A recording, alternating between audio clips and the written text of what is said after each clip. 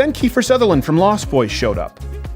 Hey man, I'm going to call bullshit on one thing here. I'm a political science graduate at the University of Texas, and my experience there was not like that at all. I mean, it was not a hard right by any means or anything, but I definitely had no political science professors or philosophy professors that were pushing a hard left agenda. I mean, some of them were more to the left, some were more to the right, some were really in the center. But never once did I ever have any professor encourage any kind of behavior such as that.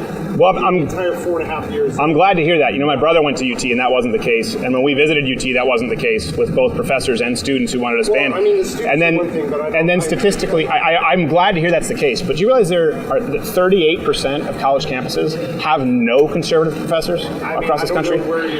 Zero. Where you get that from? Yeah, zero. And you can bring it up. We have it up at the website, and so you can check the source. Let's assume. Okay, cool.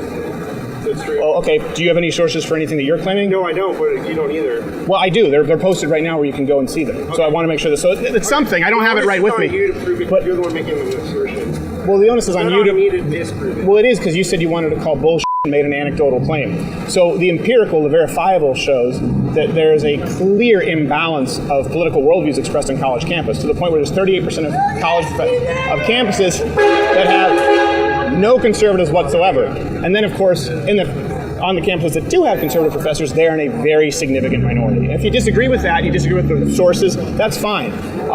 But I would present them and say that's something concerning again, because nowhere else do you see that imbalance of worldview. You don't see it in any other workplace outside of academia, the entertainment industry, and media. I mean, you know, there's different studies show different things. Would you like to sit down and talk about it? Not really. I just want to talk to you here. I'm not trying to dodge the question. Okay. Well, yeah. Well, I don't really want to be on InfoWars or anything. I don't work with InfoWars. Right, but they're here. Oh, okay. Yeah. But you can sit down and talk with me. I'm talking to you right here. That's fine. Okay, if you want to. I'm just gonna scooch a little bit so we can hear, because we can't really hear you. I mean, you're on camera anyway, so. 2 cents on that. Sure. As far as free speech goes, I definitely agree with you on a lot of things. I'm coming from a leftist perspective on that. Sure. I think that criticism of like PC culture is not just something on the right. There's a lot of people on the left that have. Sorry, I didn't come prepared. That's okay. No, I appreciate it. There's a lot of people on the left that have criticisms of PC culture and the postmodern condition that we're in. Mm-hmm. So I would agree that I don't think the government should legislate your right to say anything. I'm a First Amendment extremist as far as that goes. Good. And I think that people have gone way too far. But I would also strongly support people's right to vehemently. Would you mind just moving a little closer so we can hear you on the microphone as well? Yeah. I would also strongly support others' right to vehemently oppose what you're doing. Sure. By almost any means necessary. But what do you mean by almost any means necessary? Well, I support a. I guess I'm saying I go further than the liberal democratic position of wishy-washy.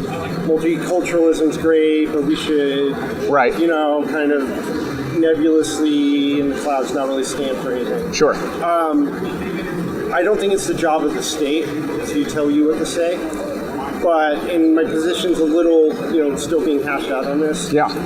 Private individuals and organizations, have the right to, you have to be able to kind of defend what you're going to do, maybe with force. I'm not advocating violence. You're not? But you said by almost any means necessary. By almost any means, yeah. Does that extend beyond speech? Does that extend it?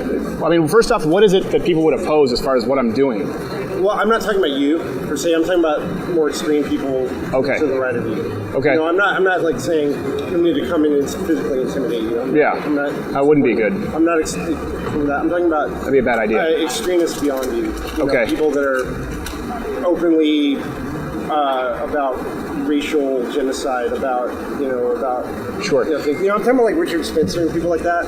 I'm not saying that you are him. Yeah. Well, but the thing is, I've been accused of racism. I've been accused of homophobia and sexism without any sort of qualifications too. So the challenge then becomes, again, speech can be combated with speech, now with physical force. Well, I can't speak to. I mostly know you as a meme. about, whatever, Yeah. It's like, so I'm not going to speak to like what you stand for because I've never admittedly taken the time to but what I'm saying is that by your worldview, right, you said that, and it's kind of eerie where you said by almost any means necessary. I have had physical acts of violence both committed and threatened against me because of ill-conceived notions, positions that I don't even hold, right? Okay. So do you see the danger in saying if someone is an extremist, if someone is a racist or a sexist or a homophobe, then you have the right as a private individual, by any means necessary, by almost any means necessary, to correct them. Do you see the problem with that? Because you're now combating speech that may be right or wrong, by the way. You may not even understand what this person is saying with violence. Well, what I think is missing from both sides of the argument here is like a certain amount of common sense about telling the difference between you and say the alt-right, the real alt-right, the people who actually advocate for ethnic cleansing, things like that. Things like that I fully support combating by any means necessary. And that means violence. Yeah. So what would constitute, what would justify enacting violence against somebody? Give me an example. Somebody who makes credible claims of wanting to persecute people based on their race, who makes actual, and I'm not talking like he didn't use the pronouns that I think he should use. I'm not talking about that. I'm talking about that already happens in Canada. I'm not talking about Canada. I'm talking about here. Yeah. I'm talking about people that actually actively promote not just hateful speech, but promote violence or calls to exterminate. Well, listen, that's already illegal. So, for example, to call for the extermination of black people or to call for the extermination of Jews, right? That's illegal. Saying I hate Jews or I hate black people, which I'm not saying because you've already mentioned violence, so I want to make sure I understand. I don't think that's something that warrants acts of physical violence. I think you combat that with speech. Do you disagree? You think someone saying I dislike black people, I think they're inferior, do you think that warrants physical violence? In the right situation, yeah, I do. I don't, like I said, I think there's a difference between the state being in the business of that and private citizens. And I know that my view's kind of extreme on that. It is. I'll accept And that. the challenge now is, of course, everyone's called a Nazi or a racist or a homophobe who disagrees with people on the left. I mean, it seems like you're sensible. You agree that that's a problem. I do agree. And that's actually used as a call to violence far more than someone using a racial epithet in a joke, right? People say that person's a Nazi, that person's a racist, that person is a homophobe, and people are having acts of violence committed against them all the time. Right? You have people getting milkshakes. You have acid. Milkshake, dude, who cares? I care. Why? Because I don't know if there's acid in that milkshake. It's a salt. It's battery. Okay. No, I would never encourage. Okay. No, I'm not scared of milkshakes. I think someone who throws a milkshake is a But I do have a problem with someone invading someone's personal space. Sorry for my language. No, that's fine. But I think I don't. You're saying I'm not scared of milkshakes. Okay. But I think people should be concerned with milkshakes because they don't know what's in that milkshake. And I think that if you go around and you toss something on someone, or you think that that's okay, you warrant an ass kicking, right? So would you agree by those same rules? If someone throws a milkshake, they should get their asses kicked, or at least it's deserved. I mean, they can go toe to toe, sure. Okay. Yeah, but I don't. But I'm willing to go both ways, man. I'm not just like.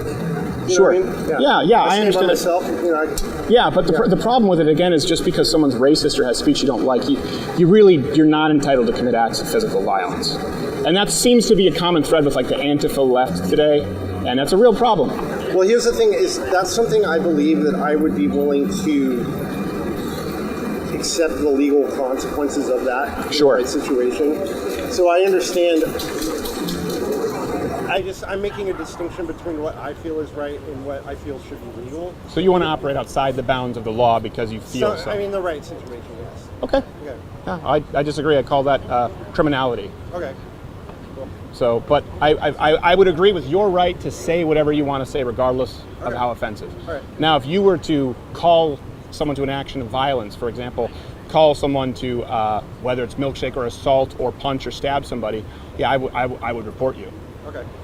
Because that already is a crime. So I think it's still remarkably consistent. You can say something that's super offensive, don't care, as bad as you want, but committing an act of violence or calling someone an act of violence, that's a real problem. And I don't think that plays a role in today's political discourse. But I appreciate your intellectual consistency on it. Okay. I really do. I think the lady behind you wanted to say something. Yeah, absolutely. Thank you, man. I appreciate it. Thank you for talking. Even though we disagree. Thank you, man. Okay,